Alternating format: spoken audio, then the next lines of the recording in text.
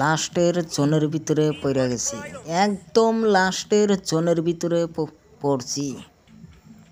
লাস্টের জোনের ভিতরে কিভাবে থাকতে হবে, ভিডিওটা কেটে না দিয়া শেষ পর্যন্ত দেখে যান গাইস, বুঝতে পারবেন কিভাবে জোনের ভিতরে থাকতে হয়, কি কি ক্যারেক্টার ইউজ করলে জোনের ভিতরে থাকতে হবে। আমার মতো করে জোনের ভিতরে থাকতে পারবেন একদম লাস্টের জোনের ভিতরে। কি কি ভুল করলে জোনের ভিতরে থাকতে পারবেন না, প্রথম থেকেই আমি বলছি কি কি ভুল করলে জোনের ভিতরে থাকতে পারবেন না। লাস্টের জোনের ভিতরে থেকে আমি লাস্টের জোনের ভিতরে থেকে কি আমি বাড়াইতে পারবো, কমেন্ট করে জানিয়ে দিন গাইস। এই জোনের ভিডিওটা দেখার পরে যদি ভালো লাগে গাইস, একটা লাইক করেন, কমেন্ট করেন, চ্যানেলে নতুন হলে সাবস্ক্রাইব করে দেন। নতুন নতুন জোনের ভিডিও পাওয়ার জন্য ফ্রি ফায়ার ম্যাক্স গেম আগে ছিল অরিজিনাল ফ্রি ফায়ার, বর্তমান কিন্তু একই, বর্তমান অরিজিনাল গেম নাই, ফ্রি ফায়ার ম্যাক্স গেম। লাস্টের জোনের ভিতরে পড়ে গেছি, কিভাবে গাঁজা খাইতে হবে, কিভাবে মেডিকেট করতে হবে। সামনে একটা গাড়ি বেচি, এখন আমি গাড়ি নিয়ে বাড়াইব।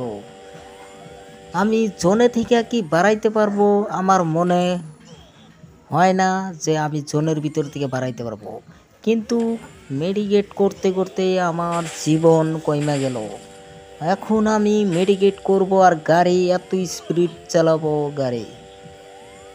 আমি প্রথম থেকেই বলেছিলাম কে ক্যারেক্টার ইউজ করলে জোনের ভিতর থেকে বাড়াইতে পারবেন, কে ক্যারেক্টার যদি ব্যবহার করুন জোনের ভিতর থেকে বাড়াইতে পারবেন। আমি কি জোনের ভিতর থেকে বাড়াইতে পারছি, এনিমি মাত্র আর 9টা আছে, 9টার ভিতরে আমার 3 জন আর 6টা মারতে হবে। এই 6টা কি মারতে পারবো? একটা এনিমি মরে গেছে, মনে হয় আঙ্গের টিম মাইরে দিয়েছে 8টা। কিভাবে জোনের ভিতর থেকে বাড়াইব?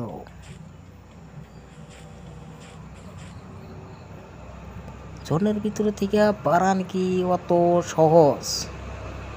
হ্যাঁ, এখন কি আমি ভুয়া নিতে পারবো কিনা? মাত্র আরও 7টা এনিমি আছে, আমি ব্রিজের উপরে উঠে গেছি, আমার সামনে কোনো এনিমি পড়ে না। এই যে বাইরে আমারে মাইরা দিয়েছে, এই ভাইও মরে গেছে। আমরা 4 টিমের ভিতরে 3 টিম মরে গেছি, আর এক টিম আছে। এই ভাই দেখা যায় কি করে, রিভাইভ করতে যায়, রিভাইভ দিয়েছে আমাকে। একজন ভাই লোক হয়েছে, 4 নাম্বার ভাই রিভাইভ দিয়ে লোক হয়েছে, মনে হয় এনিমি মারিয়া দিয়েছে। জোনের ভিতর থেকে কি বাড়াইতে পারা অত সহজ নাকি? একটা কিল করে দিয়েছে।